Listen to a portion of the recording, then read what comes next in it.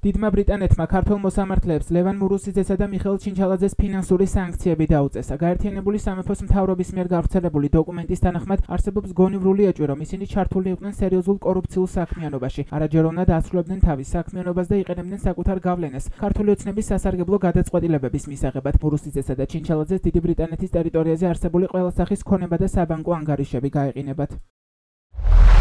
თბილისის სააპელაციო სასამართლოს თავმჯდომარის რანგში მან მიხეილ ჩინჩალაძე მიიღო ფინანსური სარგებელი, როგორც ჯილდო საკუთარი საჯარო ფუნქციების არასათანადოდ შესრულებისთვის. კერძოდ მან არამართლზომიერად გამოიყენა თავისი გავლენა, რათა სასამართლოს გადაწყვეტილებები და მოსამართლეების დანიშვნები მმართველი პარტია ქართული ოცნების სასარგებლოდ წარმართულიყო. მან მიიღო უპირატესობა თბილისის სააპელაციო სასამართლოში უვადო დანიშვნის სახით, რაც მიზნად ისახავდა მისი საჯარო ფუნქციების გაგრძელებას, ისე რომ სასამართლოს გადაწყვეტილებები კვლავ ქართული ოცნების სასარგებლოდ ყოფილიყო. რაც შეეხება ლევან მურუსიძეს, მან არამართლზომიერად გამოიყენა თავისი გავლენა, რათა სასამართლოს გადაწყვეტილებები და მოსამართლეების დანიშვნები მმართველი პარტიის ქართული ოცნების სასარგებლოდ წარმართულიყო. საქართველოს იუსტიციის უმაღლესი საბჭოს წევრის რანგში მან მიიღო უპირატესობა თბილისის სააპელაციო სასამართლოში უვადო დანიშვნის სახით, რაც მიზნად ისახავდა სასამართლო სისტემის მართვას, ისე რომ მოსამართლეების დანიშვნა და სასამართლოს გადაწყვეტილებები მმართველი პარტიის ქართული ოცნების ინტერესებს მომსახურებოდა.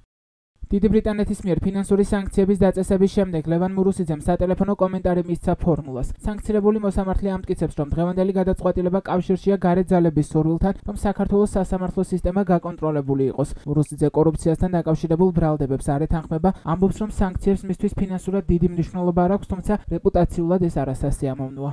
რაშიც დაჭირდათ რუმინეთში სასამართლო არჩევნები გაეუქმებინათ, ასევე ჭირდებათ, რომ საქართველოში ამ ძალების მიერ გაკონტროლებული იყოს სასამართლო სისტემა, რომ მიიღონ ის გადაწყვეტილებები, რაც მათ გლობალურ პოლიტიკას დაჭირდება. აქ არაფერი კავშირი არ აქვს კორუფციასთან, ბუნებრივია, აი რა კორუფციაზე. რომ საქართველოში 30 წლის განმავლობაში თუნდაც დიდი ბრიტანეთი იმდენად შეწუხდა ლევან მურუსიძის კორუფციით, რომ რა კორუფცია, რომ საქართველოში ეხლა ჩემზე დიდარი ხალხი არ დადის, ბოლოდნელი ხა ჩემთვის არ არის.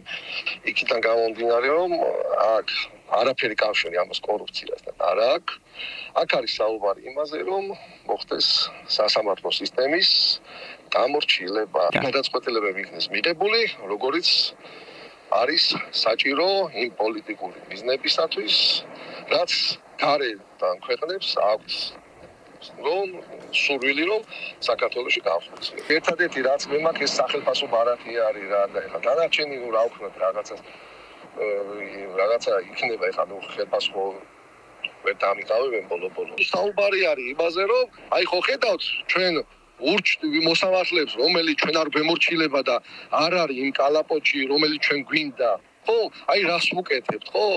აი ასევე გაგიკეთებთ ყველა მოსამართლეს, რომელიც კანონურ გადაწყვეტილებას კი არ მიიღებთ, აი რომელიც არ დაემორჩილებით ჩვენს დირექტივას.